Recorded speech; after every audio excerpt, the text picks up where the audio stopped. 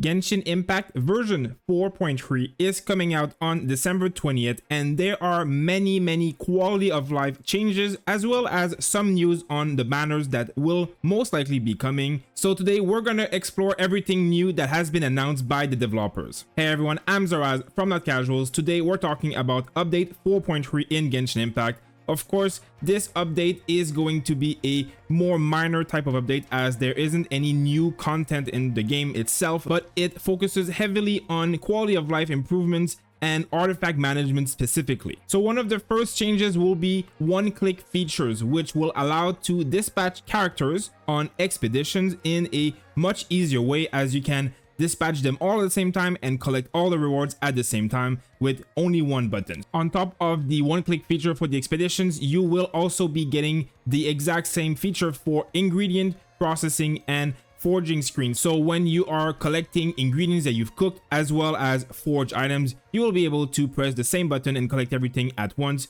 simplifying your life quite a lot. The next change will be artifact management, which has been optimized. So they have added a lot of features so that you can sort through your artifacts, filter them, and enhance them in a much easier way with a lot less clicking and a lot better organization when looking at them in your inventory. So this will include features such as automatic locking and quick unlock functions, which will allow you to basically filter through all your artifacts and lock or unlock them all depending on certain criteria, as well as just navigating the whole page in a much easier way, as well as many improvements to the way the artifact filters work so that you can choose better and see things in a much clearer way. So this will allow you to lock a major amount of artifacts all at once based on certain criteria and make your life much easier.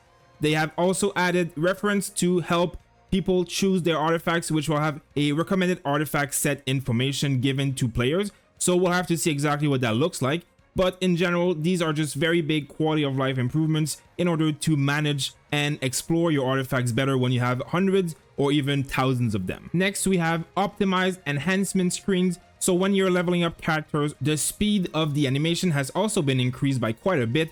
And they also added a auto add feature, which will automatically add the materials that you need to level up your character or weapon. So this is going to just make everything much simpler to navigate, especially for new players. They have also increased the limit of how many items you can use to enhance your artifact up to 15 at once. And they also added an option which is enhance to next tier, which will make it so that your artifacts will consume exactly what they need to get to the next tier, which is 4, 8, 12, and 16 without going over it, so that if you are trying to get to a certain point exactly, it will not consume extra material and waste that experience if you are not looking to upgrade it further than the tier. You can also go in your settings and choose whether or not 5-star artifacts can be automatically added or not. So in this way, you can prevent some errors and mistakes when you're clicking quickly and auto-adding things. They have also slightly improved the same enhancement system for weapons, where you can now add up to 40 items at once when enhancing a weapon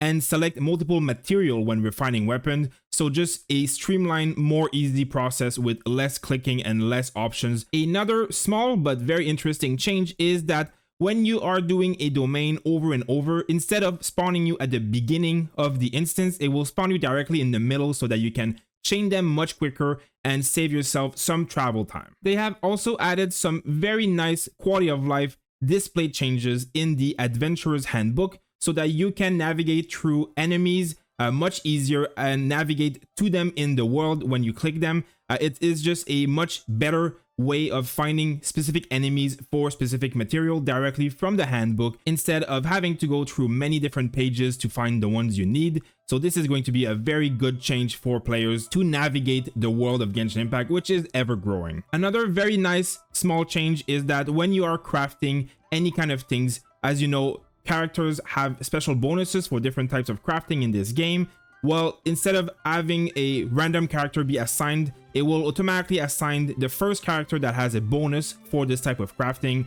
So it will be much better in that way for people who forget and then craft a lot and realize they could have had more material with a certain character that has bonuses. So this is going to automatically put at least one character with some kind of bonuses instead of automatically putting a character that has no bonuses. Another change is also going to be towards the map. when you are on the screen where you're looking at a boss fight, it will tell you exactly how long before it respawns. So if you're, for example, killing the electro hypostasis over and over because you need the specific material that it drops, well, it will let you know when you can go back instead of having to kind of just reappear and see if he spawned again or not. Lastly, the banners. Now, this has not been officially announced, but as most times when a patch comes out in Genshin Impact, they are obviously going to do a live stream, and they have now announced the live stream dates, as well as there is always characters on these live streams. And from all the characters that we have seen on the Korean, Japanese, and all the other worldwide versions of these streams, you can see that a few different characters have been chosen to appear as the presenters. So the English version of these streams has Navia and Chevreuse, which are going to be obviously the new characters coming out. But you can also see Yoimiya, which is in the Japanese version, and Ayaka in the Chinese version, which is basically telling us what many people have been saying already, which is that we will be getting Ayaka and Yoimiya in 4.3 as the characters that are going to have a rerun banner. Now, obviously, this is speculation. It is not confirmed. It is just a educated guess based on what we have seen on these live streams, as it has been the majority of the time the characters they're using the live streams are the ones who are coming in the next patch. There have been exceptions to this in the past, but a majority of the time it is the same thing that they use. So this would lead us to believe that in 4.3 the banners would include Navia, Ayaka, Raiden, and Yoimiya. So that's about it for the change that have been announced. Of course, during the live stream they could announce more changes, or they could change some of the stuff that they have announced.